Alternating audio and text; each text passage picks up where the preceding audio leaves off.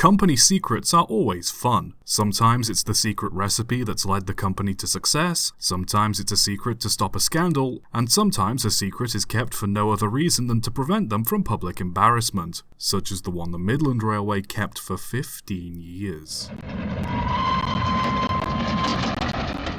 Cecil Paget, son of George Paget, chair of the Midland Railway, had a brilliant idea for a steam locomotive. To simplify, rather than using conventional cylinders, he proposed a design that utilised Uniflow cylinders instead, with the main benefit of Uniflow being that steam only flows in one direction in each side of the cylinder. This increases the thermal efficiency of the steam as it travels along a constant temperature gradient, whereas in other cylinders, the cooler, exhaust steam often flows across the hot end of the working cylinder, partially cooling the cylinder and by extension the injected steam, decreasing efficiency. It essentially works in a similar manner to a two-stroke engine, and in fact, it's possible to modify a two-stroke engine to run on steam and work the same as a Uniflow one. Paget paid out of his own pocket to have the engine built at Derby Works, with the Midland Railway having to chip in after it was found the design was too expensive for him to build on his own. The end result was a 262 engine with outside cranks, 8 cylinders, and a total weight of 122.9 tons. It was completed in January of 1909 and testing soon began. It immediately suffered with its sleeve valves, as the body was made of cast iron and the liner that controlled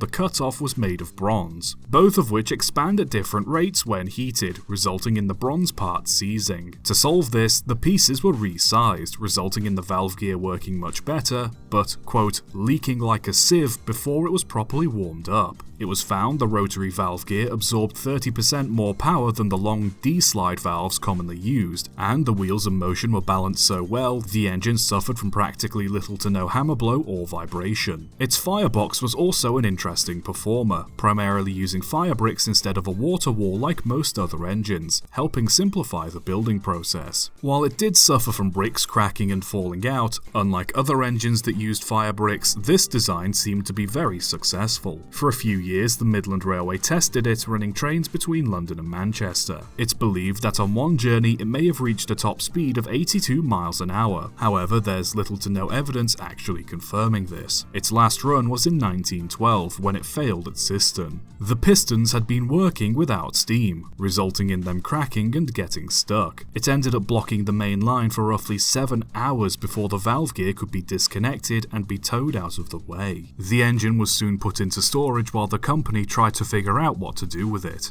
An interesting side note was Paget's relationship with the rest of the railway. Richard Dealey, the railway's locomotive superintendent, had a somewhat acrimonious relationship with Paget. Because Paget was the son of a chairman, he had many ideas he wanted to put in place, despite Dealey being his superior. As such, it was likely Dealey wasn't keen on further testing Paget's project that showed little improvement over conventional locomotive designs. On top of this, blocking a main line for 7 hours was not something the directors could easily forgive, likely making them view the engine as more trouble than it was worth. There's no concrete proof this is why the engine was sidelined, but it's still a fascinating point to consider in the engine's downfall. The engine remained in storage until 1918, when it was officially scrapped. Interestingly enough, Paget was serving in France at the time the orders were given to cut up the engine, with some speculating that management waited for Paget's proverbial back to be turned before they disposed of it. Again, hearsay, but a curious note nonetheless. What's most intriguing about this engine was how secret the Midland Railway kept it, as the general public knew next to nothing about it. Only one official photograph of it exists, and even then it was only released to the public after the Midland Railway became part of the LMS in 1923. Why they covered it up, nobody's really sure.